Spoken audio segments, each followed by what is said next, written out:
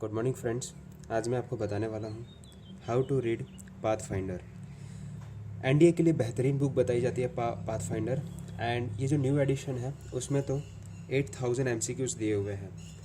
यानी कि अगर आप 8000 MCQs अगर आप पढ़ के चले जाते हो तो there is a great chances कि आपका सिलेक्शन हो जाता है। But actually practically in 1 month अगर ये जो पास में एग्ज़ाम आ रही है उसके लिए अगर आप प्रिपेयर कर रहे हो तो थोड़ा सा डिफ़िकल्ट है, क्योंकि अगर आप कैलकुलेट करो तो 8000, चलिए 9000 मान लेते हैं क्योंकि मोर देन 8000 लिखा है, तो 9000 डिवाइडेड बाय 30 अगर आप करते हो, ठीक है, एक ज़ीरो से एक ज़ीरो कटेगा एंड 300 MCQ पर डे आपको करने पड़ेंगे।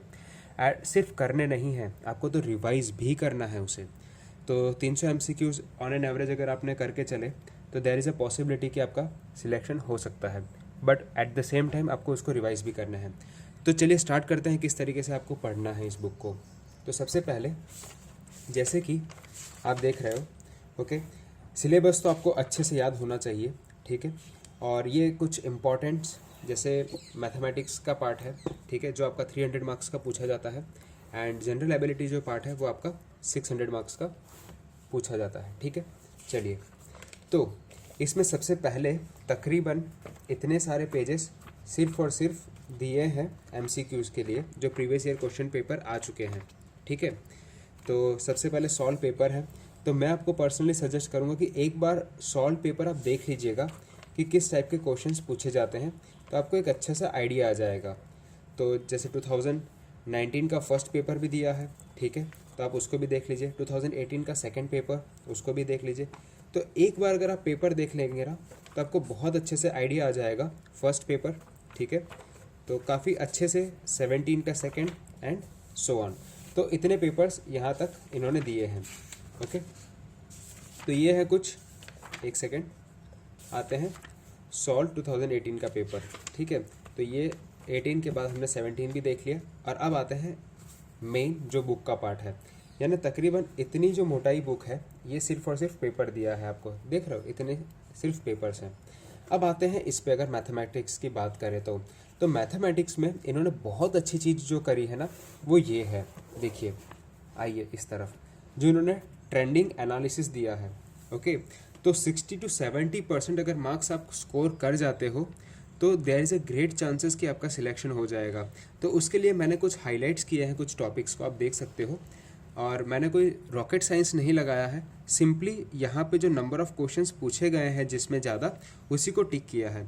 यानी कि आउट ऑफ 30 टॉपिक्स जो आप यहाँ पे देख रहे हो, ठीक है, आई होप दिख रहा होगा आपको, नहीं, चलिए, जो टोटल 30 टॉपिक्स हैं, ओके, तो उसमें से आपको जो करने हैं वो तकरीबन कितने हैं, 1 2 3 4 5 6 7 8 9 एंड 10। सो 1/3 हो गया सीधा का सीधा सिलेबस, आपने अगर ये एनालिसिस देख लिया तो ये इतना हेल्पफुल है। यानी कि अगर मैं आपसे बात करूं तो आपको सिर्फ 10 चैप्टर करने हैं इसके अंदर, ठीक है। यहाँ तक आपको क्लियर है। सिमिलरली अगर मैं बात करूं तो चलिए आगे बढ़ते हैं। अब ये तो हो गया मैथमेटिक्स का पोर्शन, अब आते हैं आगे, ओके। तो this is English, general English, तो उस वाले पोर्शन पे हम आते हैं। चलिए देखिए, जो जनरल इंग्लिश है आपका, ठीक है, अगर उसकी हम बात करें तो ट्रेंडिंग एनालिसिस, अगेन इन्होंने बहुत ही इम्पॉर्टेंट चीज़ जो यहाँ पे करी है वो ये है कि इन्होंने बताया है क्या क्या पूछा जाता है, ठीक है। तो सबसे पहले स्पॉटिंग ऑफ एरर के जैसे कि 10 क्वेश्चंस हैं, 10 का आप एवरेज मान के चलिए, तो आपको उसी पे फोकस करना है। तो इसमें भी कोई रॉकेट साइंस नहीं है। अगर मैं आपको बताऊं तो जैसे कि 10 क्वेश्चन इधर पूछे गए हैं, 11 10 और 10, यानी 40 मार्क्स हो गए। और अगर मैं फिलर्स की बात करूं तो ये भी 50 मार्क्स, ठीक है। तो आपको फिलर्स पढ़ना है, ठीक है, sentence improvement, synonym, antonym and spotting of error. तो सिर्फ और सिर्फ आपको 5 टॉपिक पढ़ने हैं आउट ऑफ 8। तो सिर्फ और सिर्फ आपका एफर्ट कितना हो गया, 5/8 हो गया आपका एफर्ट। चलिए आगे बढ़ते हैं। अगर आगे मैं बात करूं आपको तो आते हैं आगे फिजिक्स, ठीक है, दैट इज साइंस वाला पार्ट, ओके। चलिए, जैसे कि मैंने यहाँ पे एनालिसिस किया है, और मैंने इससे पहले वाले वीडियो में भी शायद आपको समझाया था, ताकि इतना सारा मैंने लिखा है। टारगेट 184 मार्क्स आप ला सकते हो। कैसे, देखिए, फिजिक्स जो है ना, फिजिक्स में 88 क्वेश्चंस पूछे गए हैं, जो मेरा एनालिसिस था उस हिसाब से, ठीक है। अगेन ये कोई रॉकेट साइंस नहीं है, 88 क्वेश्चंस पूछे गए हैं। कौन कौन से टॉपिक है, out of sorry for the disturbance. Out of देखिए 14 टॉपिक्स बेसिकली फिजिक्स में है, उसमें से आपको कितने पूछे गए हैं जो इम्पॉर्टेंट है एक्चुअली, 1 2 3 4 5 एंड 6, ठीक है। तो 6 इम्पॉर्टेंट है आउट ऑफ 14, 50% जैसा हो गया, मोर देन 50% एक्चुअली ये तो, ठीक है, मतलब लेस देन 50% है, बट अप्रॉक्सीमेटली 50% आप मान के चल सकते हो, ठीक है। सिमिलरली और उसमें से आपको 88 मार्क्स आने की संभावना है। चलिए आगे आते हैं, जो केमिस्ट्री है ना, केमिस्ट्री में 72 क्वेश्चन, 72 मार्क्स मैंने ऑन एन एवरेज लगा है। अगेन यहाँ पे 11 चैप्टर्स पूछे गए हैं, ठीक है, आपको दिख रहा होगा, नहीं एक सेकेंड, चलिए 11 चैप्टर पूछे गए, उसमें से इंपॉर्टेंट कितने हैं, 1 2 3 4 5 एंड 6। सो 6 अगेन इसमें इंपॉर्टेंट है, तो इसमें भी मोर देन 60% हो गया। सिमिलरली अगर मैं बायो में बात करूँ, बायोलॉजी में, तो सिर्फ 24 क्वेश्चंस पूछे गए थे, ठीक है।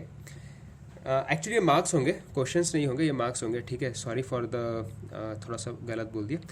तो क्वेश्चंस तो यहाँ पे दिए हैं, ठीक है।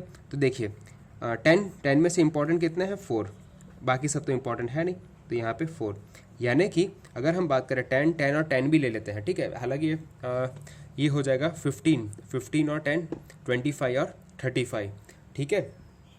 35 में से आपने सिर्फ पढ़ना है 16, ठीक है, तो काफ़ी 50% जैसा अगेन सिलेबस हो गया, तो पढ़ना ही आपको इतना है। तो this is how you can best use of this book. So बहुत बेहतरीन बुक है। आगे का जो टॉपिक है वो मैं नेक्स्ट लेक्चर में कवर करूँगा। Thank you very much. जय हिंद, वंदे मातरम।